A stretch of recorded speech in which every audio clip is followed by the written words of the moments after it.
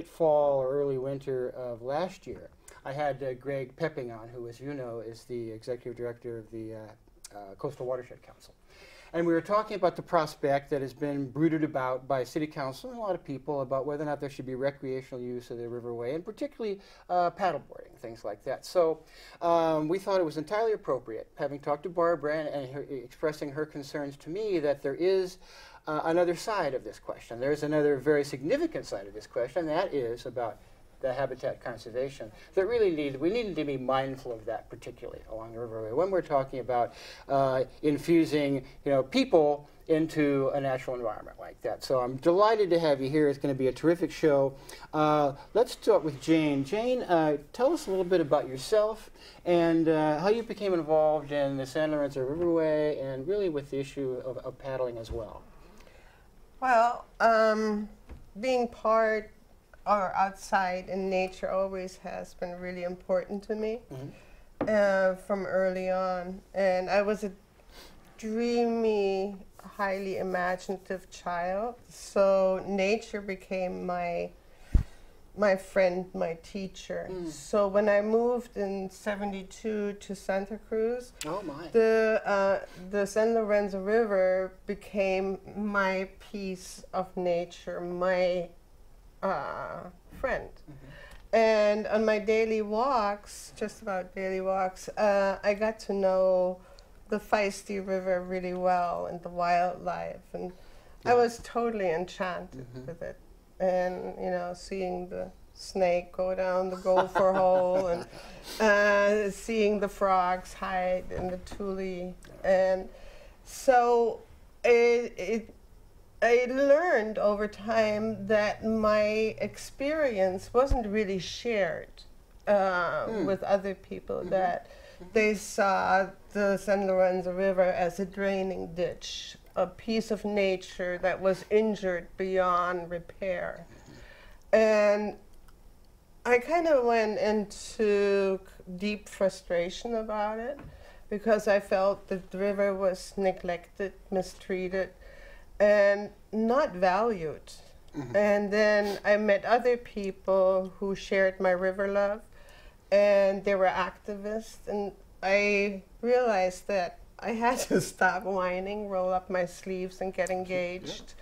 And so that was scary because I didn't really have any formal credential or environment background or knew about the regulations, and it was intimidating, but I got going. And then the Army Corps of Engineers instated the flood restoration.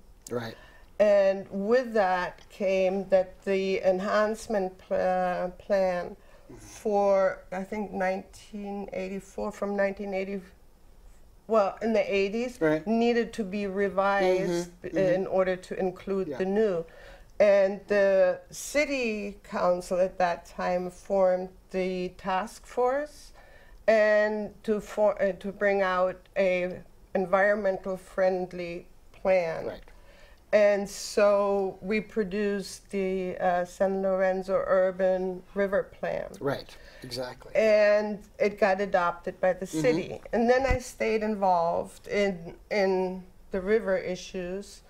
And then when I read in 2013 that the Coastal Watershed Council was trying to change the city ordinance in order to improve the river image and put paddlers on it, I went into overdrive.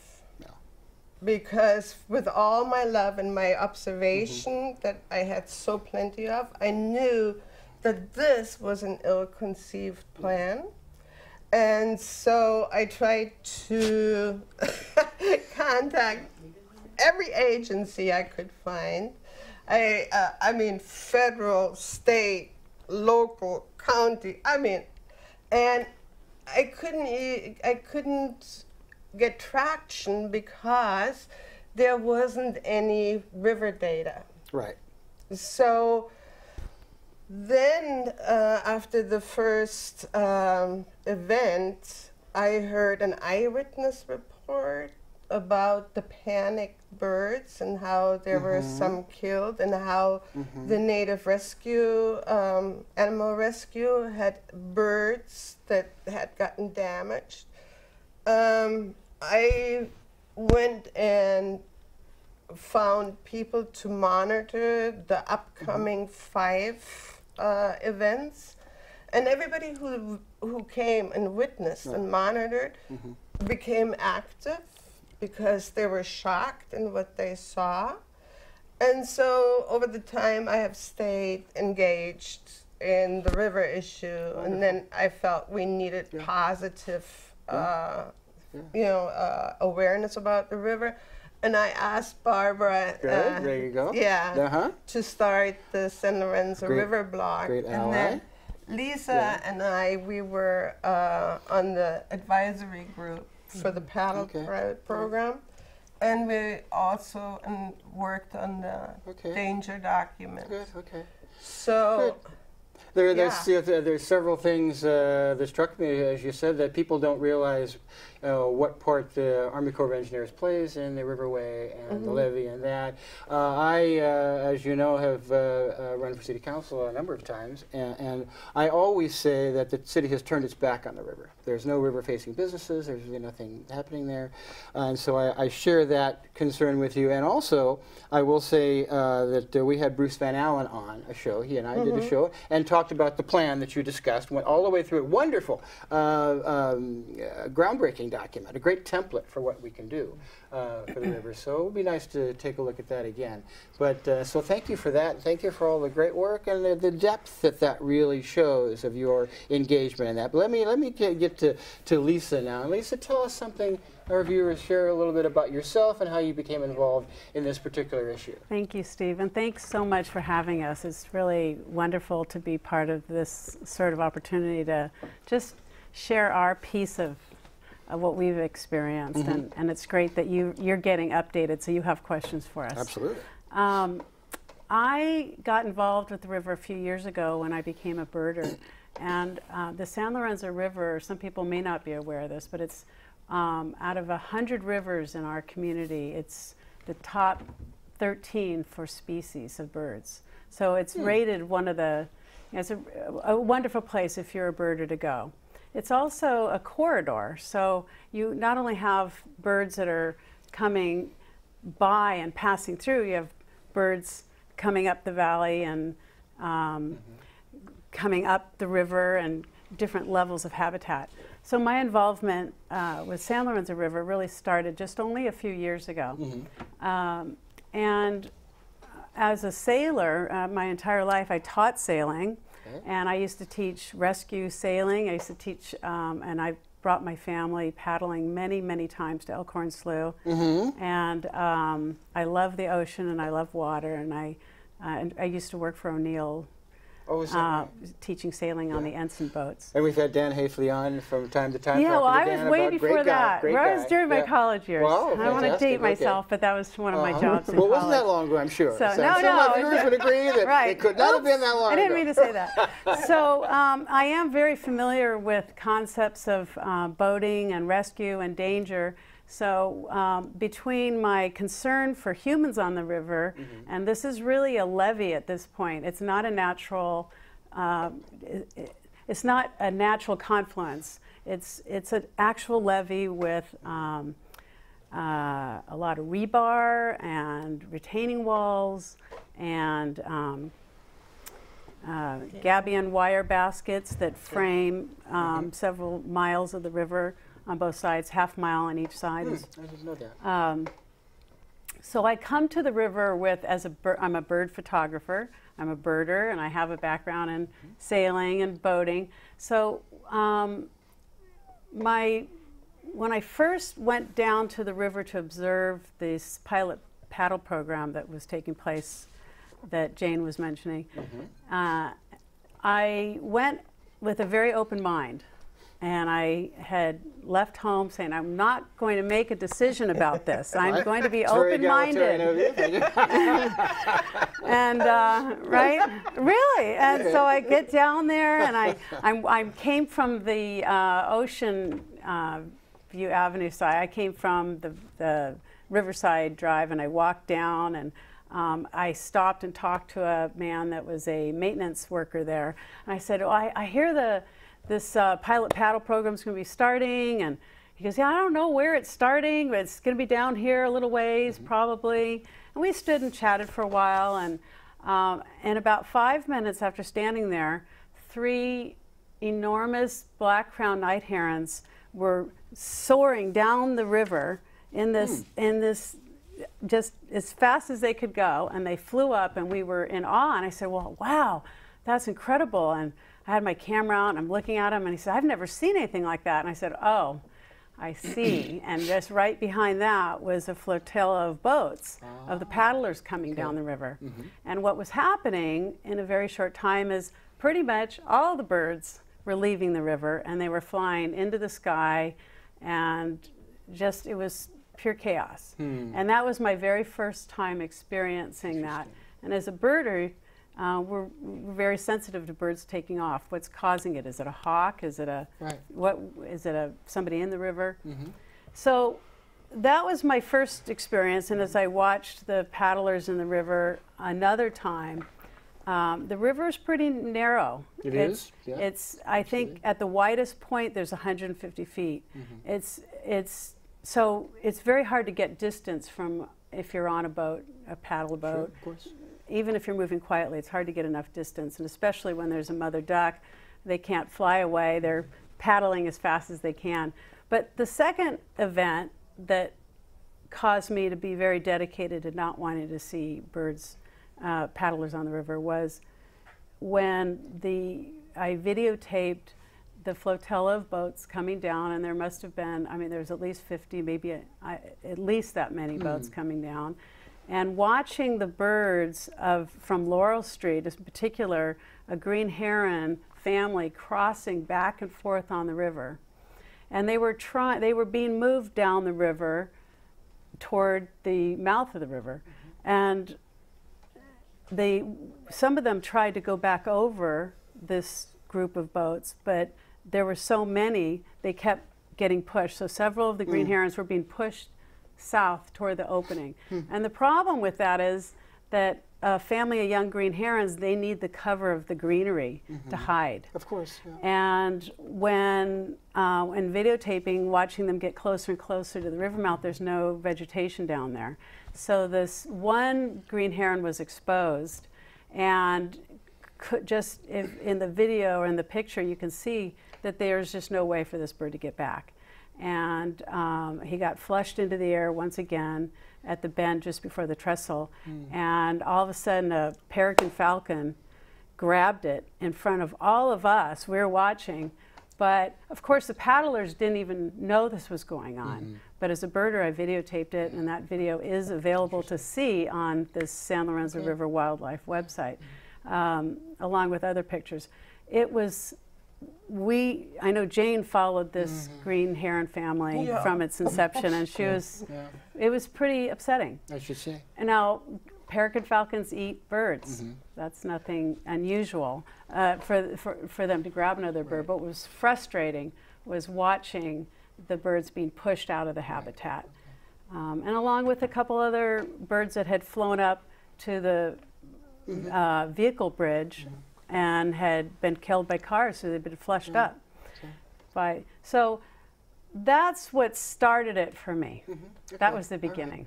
Well, thank you for that. You know, it's interesting you mentioned the rich biodiversity that we have here, and you also mentioned Elkhorn Slough. One of the great things about doing a show here at CTV is I get to talk to people who are experts in that. We had Gray Hayes on a couple of years back talking about biodiversity. Wonderful man, wonderful work. So, well, Elkhorn Slough, if I may, Elkhorn Slough is a huge slough. So when birds are flushed there, one of the things that happens is they may fly up, circle back around, and land someplace else. And this is the key to why San Lorenzo River is so vulnerable. When birds fly up from this river, where are they going to go? It's very narrow. Right. So they pretty much fly up and most of them leave. We don't know who comes back. We don't have any indicator of that. And that's what's the difference between a big slough like Elkhorn Slough Thank you for making that distinction. the narrowness of this And river. Barbara Childs, we haven't forgotten about you. You actually approached me a while back and said, geez, we really need to be talking about habitat conservation and the importance of the bird sanctuaries there along the riverways. So tell us how you got involved with this and you know, let people know a little bit about yourself. Well, first of all, thank you for being so responsive to my request. Yeah, well. You were so nice when I said, what about our... CTV, it's all CTV. It's great. Community TV is great. Thank goodness for community TV. I love it. Yeah. Well, I was I've been a bird lover since I was very young. My mom was a birder. My great-grandmother was a birder. She used to refuse to clean the house when the warblers came through. So birding is kind of in my blood, even though I didn't consider myself really a focused birder until I got involved with the river. And that's been a big part of my life the last 2 years. And Wonderful. I have to credit Jane and Lisa because Jane was there at the get-go and Lisa took it from Jane and she was telling a group of birders about what was happening on the river. And as I listened to her talk, I thought, I need to find out more about this. And so I came sort of late. This whole pilot paddling project started in April, and then Jane and Lisa were watching it April, May, June. I came on in July. I can't remember who, Jane or Lisa, asked me to stand by the Soquel Bridge where they were putting in the kayaks and the paddle boards. And I decided to focus on this little family. There was a female mom, common merganser, and 3 babies. And so I stood there and I watched. And they came in 1 or 2 at a time. There were 26 paddlers, I counted them. And 2 would come down, and the mom was fishing for, not only for herself, but she was fishing for the 3 babies, because the 3 babies were not able to, you know, find sufficient food for themselves, fish. So she was busy, but every time a paddler came by, she tried to get away from them, and then she had to double back. Sort of the same thing you were seeing. And I saw this happen probably, you know, with 26 paddlers, I probably saw this doubling back 8 times. And when they're doing that, when they're trying to escape, you know, they're losing fishing time and they're getting exhausted. And it affects reproductive success. It's very complicated in terms of disturbing bird life. So that was my first real connection with the river. And then in August, I came across a pied-billed grebe nest. And I've sort of adopted the pied-billed grebe nest as my bird on the river. It made so much difference to me to meet these pied-billed grebes that I wrote a children's book about it for my grandkids. And keep holding it up here.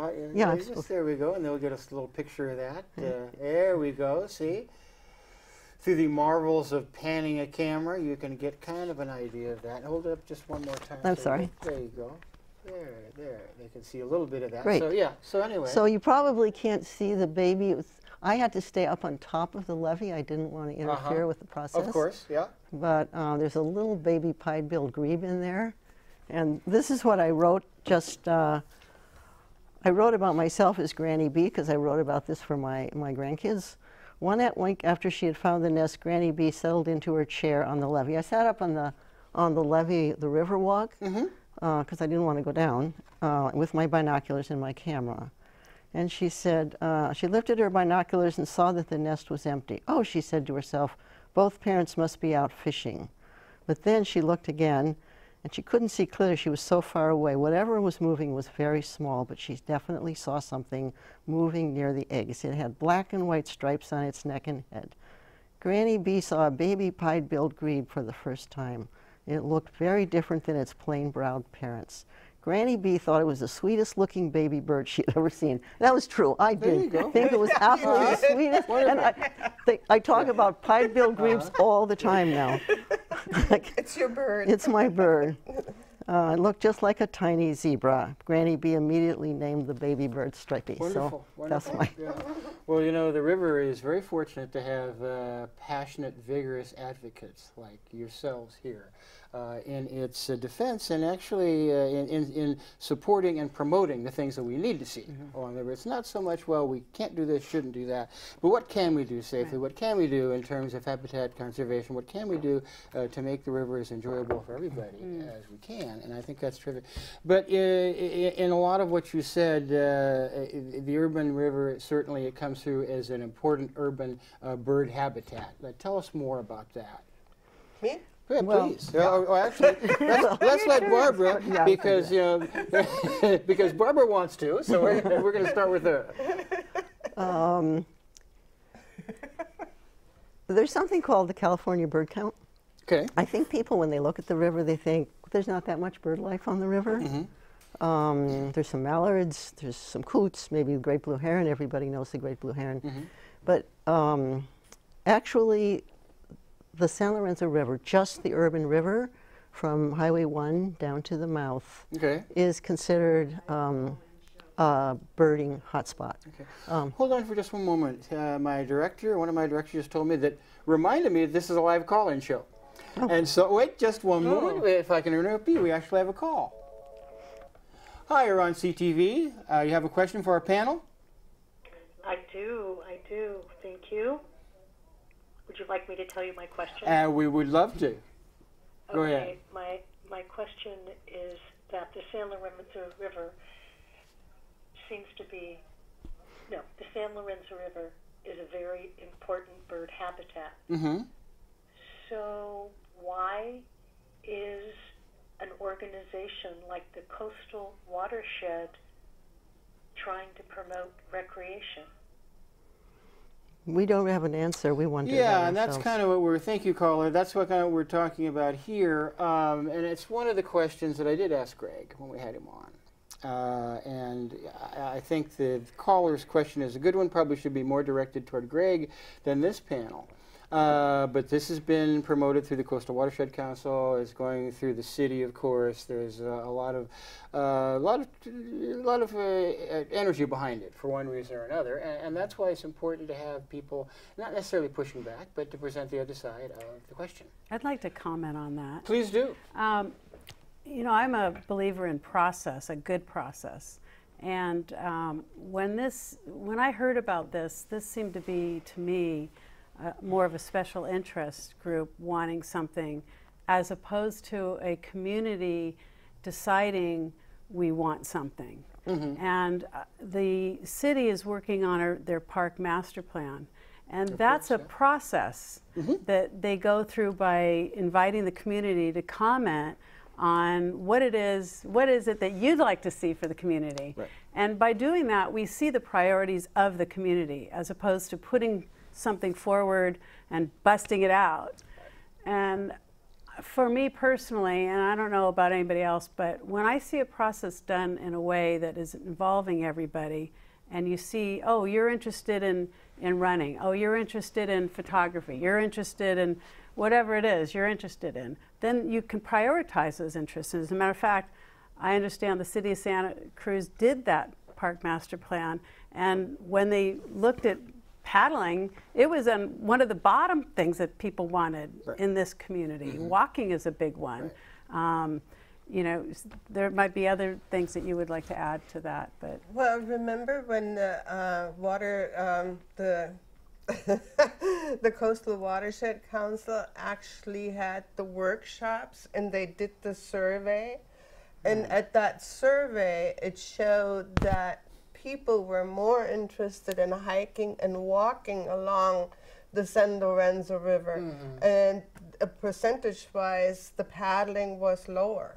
Well, the problem I had with that was that was not a community event. That was a private organization bringing to the community their interests. So to me, when we're going to do something, we have the city say, hey, city, let's all gather together and figure out what it is that we want, as opposed to a private entity that is trying to push through their agenda. And process is so important We all want to have a process that's fair and taking in everybody's consideration. And I do think that the process with the Parks and Rec Master Plan has been thoroughgoing. Yes. I think it has been I agree. Sensitive to each voice. Yes. But there is from time to time in our city, as you know, there is always a louder voice sometimes that is sometimes gets paid more attention to for better or for worse than others. And so, maybe this is something that struck, geez, recreational use of the riverway. We should do that. And there's probably people who really don't know anything about birds. They don't know anything about the natural habitat. Sure. They think, well, gosh, it's a part of our city and we can recreate on it, so why not? And that's not where you should be coming from, because that's Right. not full, transparent process. Exactly, Yeah. exactly. You hit the nail on the head. I'll throw one more. We're going to have another. Hold on, you guys, you're so popular here. Hi, Carl, you're on with our panel on the habitat conservation. You have a question? Yes, I do. My name is Mr. Hooper. Okay, and that would be, what's the question? My question is whether the three birding enthusiasts are that we see badly the San Lorenzo All right. constitutional under the state's access to navigable waters. Uh-huh. Oh, I think they got that. Let me have them answer that then, because somebody nodded their head here. So I think we'll get an answer to that. Thank you. Yeah, there is that law, and rephrase that, because we didn't really catch it clearly. He was talking about the navigable. There's a law, Yeah. navigable waters. yeah, Okay. and which allows that even though we don't have, we have the no boating ordinance for the river, somebody coming in from the river mouth is able to go up the river. They cannot use the levees to exit. So, yes, but I also would like to say that sometimes laws get outdated. And we are at this point at a really bird sensitive time because the habitat of birds is decreasing, and so is the bird population. So it is really important that we look how viable this law still is. And there are laws that have been for many, many years on the books, centuries, and you have to, you have to look at them and reevaluate Is them. there some movement to perhaps amend the Navigable Waterways Act or law in some way that would more I'm not aware of reflect that. what we look at present use? I have heard people be interested in taking that up. Yeah. So yes, to the caller, I am aware. Yeah. And it's interesting, this whole idea of a navigable water. As a sailor, when I'm in the harbor and I look at the safety element of being in a harbor, people generally want to learn how to do things where there's or be in an environment where there's beaches, where there's the channel area is safe. And the San Lorenzo River is a levee at this point, and we're doing our best to vegetate and to keep it whole for the biotic world, both flora and fauna. But think about this: if you have retaining walls and gabion wire baskets that are corroded and eroding, they're sharp. Over a half mile on one side of the river has these, and I have pictures of them. Unfortunately, they didn't make them here today, but gabion wire baskets are these huge baskets filled with rocks and made of wire, and and after a time they erode and corrode, and they're sharp, and that's lining a huge portion of the banks of both sides of the river, along with retaining walls that have rebar. We have things coming down the river. We have needles. We have glass. We have cans. We've had blue-green algae. So this particular waterway is not this pristine place that most people are really wanting to jump into. And even to get on a kayak or paddleboard, you need to enter the water. You need to walk into this water. And I don't know what's on your feet, but you need to walk in to get on your board or paddleboard, and there's an exposure element.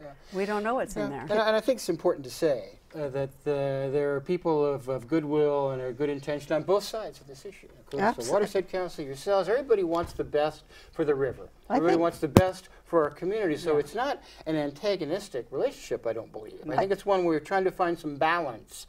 And as we were doing this show, as a balance to perhaps some of the things that Greg had set forth when we did a show there. I think it gives our viewers an opportunity to say, okay, hey, there are other things to think about if we're going to balance the habitat and the use of the river. I don't think balance is as important a word as getting the facts on the table at this stage. We can, maybe the city council people might be looking at things as balance, but at this stage, we've been fact-finding, and it's awfully hard to find a balance if you haven't even put the facts on the table, which might include things like the city giving us information. This was never brought forward that Public Works never has given us an update on the condition of the gabion wire baskets or other safety issues, life jackets. I'm a preschool teacher, and one of the things I was thinking about in terms of this word balance, you know, as a preschool teacher, if some kids want to tease the worms in the yard and some want to, you know, play with the worms in the yard respectfully. You know, as a preschool teacher, I wouldn't say, you know, we want to balance this so that the kids who want to tease and pull apart the worms, you know, I mean, that's a kind of a blunt analogy, but on this issue, I think it's related, and I think one of the things we did tonight is we brought along some photos. Yeah, and I just want to, before we get into the photos, I really wanted to see those, but you did have in your wonderful outline, I appreciate you doing all the work in this. Why don't you let people know what the current status of the project is, because you have here the bird study has been completed by council's direction. So tell us tell our viewers where we are with this, and then we can maybe take a look. I'd love to see. We'd like to get back to the sort of because the biodiversity issue is really the critical issue here. But just in brief, where are we? I think people will understand the current status more if we can kind of talk a little bit about because I think, you know, we're at a critical moment in environmental world right now. This is not just something where we're talking about, well, let's just divide the river between all the interests and needs. It really is an issue of environmental responsibility, I think, at this point. And one of the things is, as I was saying earlier, people think there aren't birds on the river, but actually there are 204 species that have been seen on the river. And we're fortunate enough to have some photos of some, as I understand it. We have some photos of some. And before I want to, I'm not going to go through all 204. The number that I hope listeners, because the show doesn't only last for an hour. Right, so, well, you come back for another hour and we'll do the other 203 or something. No, please, go ahead. So this is Santa Cruz is the river, the urban river actually is a hot spot in the county. The county is a hot spot in the whole country. It's number 46 in the country. In the Christmas bird count, they've identified Santa Cruz County as number 46 in the whole country in terms of diversity. And in terms of the county, as Lisa was saying, I'll say it again because it's so important, this is number 13 in the county in terms of biodiversity, just on the urban river. 204 species have been identified, and 122, and actually this is the number I hope viewers will remember because it's the number of species that actually depend on the river for their food and their resting places. It's like their dining room, their kitchen, their nursery. That's where they raise their babies. That's where they eat. Well, it's an important point to make. It's a very important thing. And we brought along 22 pictures today of the birds that are particularly vulnerable to recreational boating. So I was thinking we could show those pictures so people get a better idea of birds they've never seen. They've seen the great blue heron. Then how would you like to do that? We should go through them quickly. Well, if they can just bring them up. I've sort of divided them into four different groups. All right. The first four are if you've been down the river, those are common mergansers. I actually saw those birds from the pedestrian bridge at San Lorenzo Park. And then if you go to the next one, that's a wood duck. They also breed on the river, on the urban river between Highway 1 and the mouth. And then the next one is the pied-billed grebe. Those are that's my beloved family. And somehow we missed the mallards, but that's okay. There's a family of, I think, eight babies there at the very beginning. So there they are. Oh, there they are. Yeah. So those are the birds that actually, the species that actually have babies on the river. You can see them if you go down there and spend some time. And then there's another group of birds that breed on sandbars like that killdeer and along the shores on the river. And then there's this next picture. You may not be able to see the bird in there, probably not, but that's sort of emblematic of a lot of birds that people, if you don't have binoculars, if you're not walking down there and really looking, but that bird is almost always there. You'll hear it singing its heart out in the spring during breeding season. Yeah. It breeds in the tules. It's a beautiful bird, yellow and black. What? Common yellow throat. Common yellow throat. It's so cute. Yeah, it's a darling bird. and since this one tends to perch up higher, it's not as scared. The red-winged blackbird, people know it, but it's down in the weeds in the brush, and it also breeds there. And then this next one is a favorite of mine because it just never stops singing. It's the song sparrow, if you can bring it up. And today I took this picture just this morning when I was out looking at the river. Incidentally, the river got to 20 feet this morning. I saw that on the way 10 over to the o'clock. studio this evening. It was Absolutely, amazing up, yeah. up behind the tannery. And that's another bird people may not recognize, but it's kind of a regular visitor in the weeds and the willows and the marsh vegetation. And then here's another category. These are birds that don't necessarily breed on the river, but they forage on the river. You were talking about the black-crowned night herons, earlier. Usually you see them right down next to the river, sitting on the willows overhanging the river, waiting for a fish to come along. They're very quiet. You don't see them that often because they blend in. Here's a beautiful photo by our photographer, Lisa Sheridan. Wonderful, most people thank recognize you. This one, great blue heron. Next one is a double-crested cormorant. They breed. Actually, they have nests up in the eucalyptus trees down by the trestle. They have a rookery, actually. They have a rookery down there, right. And jump in with anything you want to comment on these birds, Jane and Lisa. The great egret, most people see the smaller snowy egret, but the great egret also it's less common, but it also feeds regularly along the river. And then this is a juvenile green heron, the one that was plucked out of the sky by the peregrine. I just wanted to say about the green heron that got killed. One of the things is that we forget that the juveniles are learning how to fish. And so they're not as savvy as their parents. And that green heron was in the process of learning. And so his flight was still sporadic and sketchy. So when he was being flushed down the river towards the river mouth, you know, it was pitiful to see how he was trying to fly, how he was trying to land. They're awkward. They're toddlers, and people think, you know, oh, you know, the bird comes out of the egg, and then, you know, it needs to eat a little, and then it can just, you know, can just go ahead and live by itself. No, it's a learning process, and the feathers have to grow in order to be really able to fly properly. So this green heron was a toddler, and, you know, the parent probably would have gotten away from the peregrine.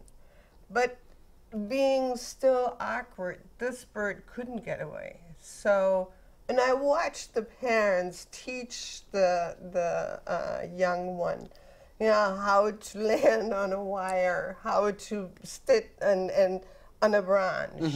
So there's so much more to, you know, to the birds than people realize. But you do have to take the time to. Of course, sure. So, yeah. you know, and I didn't even see green herons until I started going out walking with Jane, and she would see a green heron where I saw nothing. Well, that was interesting. Once I was out with the Lovelies and cleaning the river, and I was talking to, actually it was a city council person trying to discuss the river, and as we were cleaning, a kingfisher flew across, and I said, "Look, there's a kingfisher," and she says, "Where?" And she was so busy, she didn't see it. And then right after that, she flushed another green heron. I said, "Well, there goes a green heron." She goes, "Where?" And she goes, "I didn't see it." And she's looking down. And so this idea of paying attention, and really mentioned that I started a birdwalk series through the museum, and because I wanted people to know what was most people said, you know, what birds. So we've done it 3 years in a row. They've been filled to capacity every time. We were able to get some grants through the what was it? The county grant. And this is what I had wished the city would do. But I'm glad that the Museum of Natural History has supported putting these on. So we made them free. And almost every person that came was a new birder, and they would say, "I had no idea that this river was so beautiful and that it was here, and I had no idea there were this many birds on the river." One of the things I wanted to say about that is when I was watching the paddlers going down the river during that first pilot project that I watched, there were 26 paddlers, and because I had heard from some city council people that one of the reasons for doing paddling on the river was to help people connect with the river and connect with the wildlife. So I was watching particularly to see how the paddlers connected with this merganser family. And I'm sorry to say, but only 4 out of the 26 people, and I was keeping track, actually looked at the family. They were busy talking, they were laughing, they were having a good time, but that was very sad to me to actually see that. Well, it's an interesting aspect of human nature that what you don't see is often the most important things that you really want to see and should see. And I think the educational part of what you do is bringing that focus, bringing that to people's attention is something that maybe somebody told me about that. I'm going to start looking for it. I'm going to have my eyes open out. Then they'll see that. And the more they see it, the more they appreciate it. Exactly. And it builds that way. No, that's a good point. We have some more to show them. Oh, please, yeah, go ahead. We have some time. Well, just a few more. Where are we Some here? of our beloved birds we want to be able to show them. That's right. We have our beloved birds. So the great egret we did, the green heron, the kingfisher. And this is... That's the kingfisher. It's not the greatest picture, but he's got his nose tucked down there. And then there's the osprey. They're elusive. That's a photo by Jane. These are all birds that we see all the time, and all of these photos are by the 3 of us. And there are people at home saying, "That's what that is?" They've seen it but don't know, right? Yeah. Go ahead, yeah. No, please. Yeah. The osprey. Now the osprey is only eats fish. So he needs that river in order to feed himself. And he needs to, you know, have a view. He needs to fly and check and see, and then he plunges down. So any paddler coming in the way of that narrow, you know, strip that the river is, will actually make the osprey leave. And the other thing is, you saw him in the river. This is so great. Birds love their schedule. And they will come at a certain time to hunt. And an osprey will actually be sitting in the river, and he will be like, you know, across the sand. He's cleaning his talons from the fish. And it's the most hilarious thing to watch, because he's like, really careful. Yeah. And many people will just go right by on their bikes, walking, not realizing that this gorgeous bird is right there in front of them.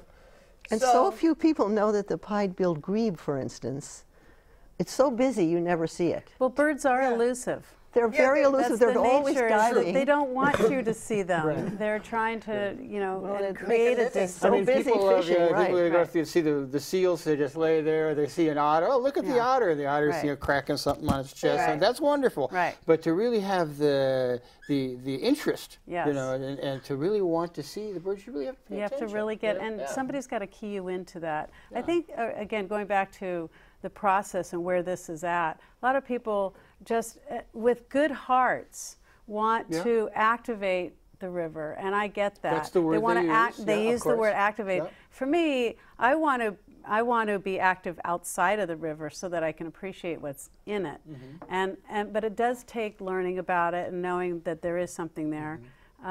There was the committee that we were on, the advisory group. What they finally, there was an agreement in the group. Jane and I did not agree to the pilot. We were both on the advisory group, and neither of us agreed that it should go forward. But there is a pilot program that is in the works for, it was supposed to happen last September to November, and it was canceled. And so it's supposed, because of the river breaches. the river mouth has sand that gets built up, and the river, Of course, yeah. it has to be at a, Yeah, the water sand has to be at a accretion. certain Sure. level during the fall. But what happened is the river breached, and so then there wasn't, you weren't able to have the pilot. The pilot has to have a closed river mouth in order for it to take place. The reason for that is a safety issue. Otherwise, the river's flowing, and we don't want people, people would be flowing out to sea. And it has to be a certain level for With clearance. certain exceptions, so most people we don't want to Right. So the idea was that it would be a fall period of time, not during the breeding season of birds, which was spring and summer, but the whole concept was to bring it toward fall. Problem is with fall is that most ducks, for example, the mergansers and the pied-billed grebes that Barbara loves, they might have lost their first brood or first batch of eggs. They would start again, and that brings them closer to the fall season when the babies are still babies. Right. And in And- addition to that, Yeah. there's 4 more winter migrants that we can just show. We want to show all our beloved birds before we leave here. And we've just got a few minutes there's- left. So there's the winter migrants who we haven't Yes. shown yet. And actually, they start arriving in Yes. September. Thank so you, the Barbara. That the was right where I was breeding going the with it. breeding actually goes through September. The pied-billed grebe babies actually were not independent. So there was, now this is not one of the birds. No. No, He he needs needs to to go to the move next- on. The flip Okay, side. so that's a winter migrant. That's Okay, a there we go. bufflehead. That's a bufflehead. And the buffleheads yeah. arrive in early October. Right. Go to the next one, and that's a common loon. That arrives in early November. These are all fishing birds. They're all migrants. They're all susceptible. They're tired when they get here. The Eared next one is grebe. an eared grebe, and that arrives in early September. That's one of the earliest migrants. So if you can imagine that you still have juvenile pied-billed grebes Right. in mid-September, at the same time, babies, the breeding season Right. extends through mid-September, and then you have an eared grebe arriving in Right. mid-September. Interesting, yeah. Well, So there- there's really isn't even a window when paddling is not going to interfere with either breeding Right. or the winter migrating birds. And I'd like to expand on that migratory element. You know, before I was interested in birds, if I saw, I was one of those people that just didn't care if I walked into a flock of birds and they all took off. In the case of migrants, they may have come thousands of miles. And when they land, like some of these ducks that you just saw, or common golden eyes and buffleheads, and they've flown thousands of miles. When they land, they are hungry and they are tired, and they're desperate to get the calories they need and to rest. So the idea of having the paddlers come in the fall, which was that window where the river mouth was closed, but the babies weren't there, offers another set of concerns for all those migrants.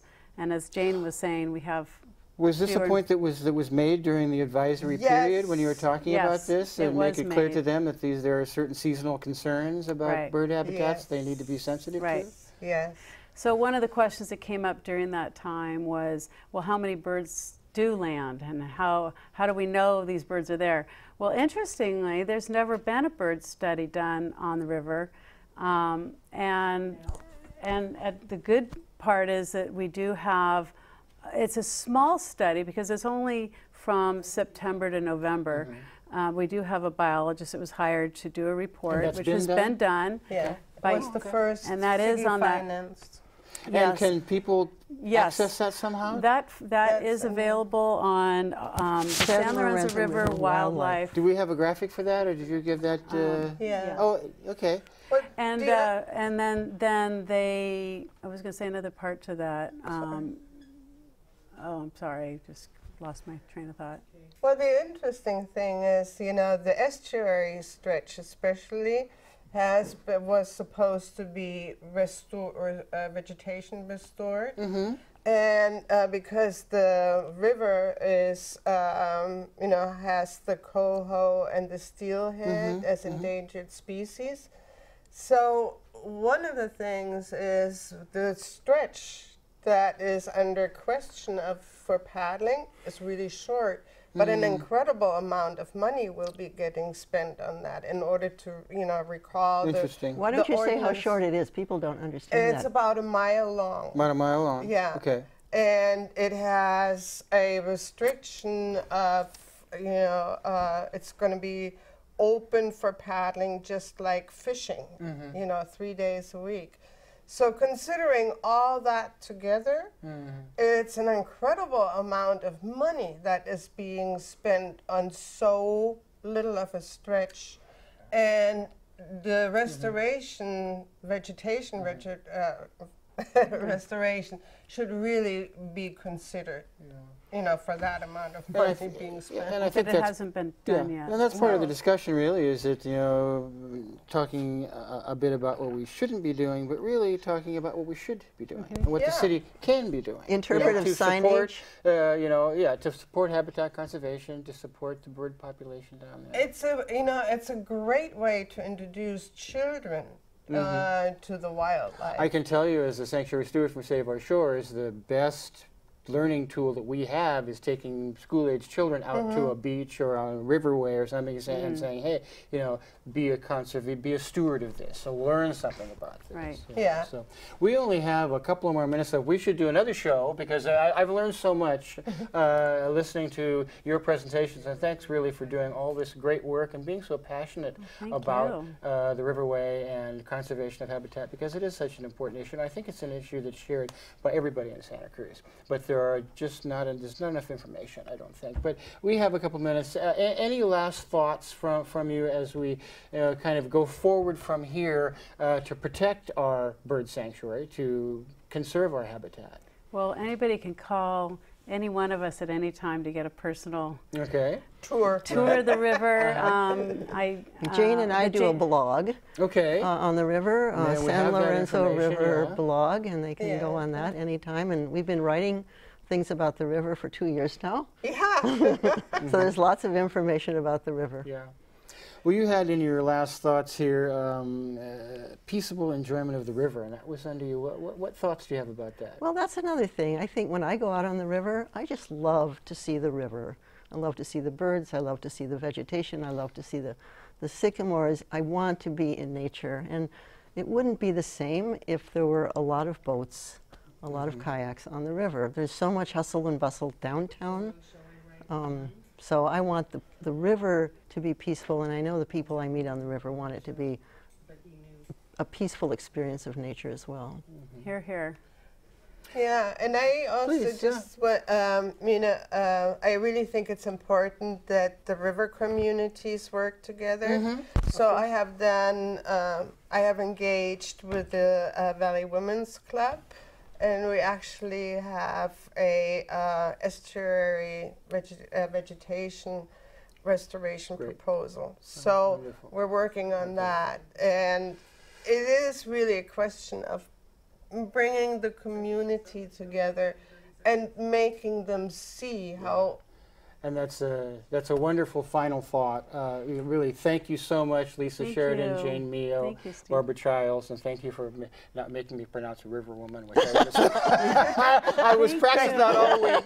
Thank you so much for being here. This has been terrific, enjoyable. We're so grateful. And really, anyone who is has any love for the river, as certainly these passionate advocates do, and as I think we all do, take a moment to think about what the river means to you. Take a moment to think about what it means to the community, and take a moment to think about how important the conservation of our natural habitat is and the preservation of our rich, rich biodiversity we have here. Thank you again to my guests. It's been a real pleasure having you. Steve. I'm Steve Pleich. Please join us again in a couple of weeks when we'll have another group of guests, probably not as interesting as these folks, but nevertheless we're going to have some people in and we'll be doing another show. So thanks again, and we'll see you next time on Voices from the Village. Good night. So fantastic.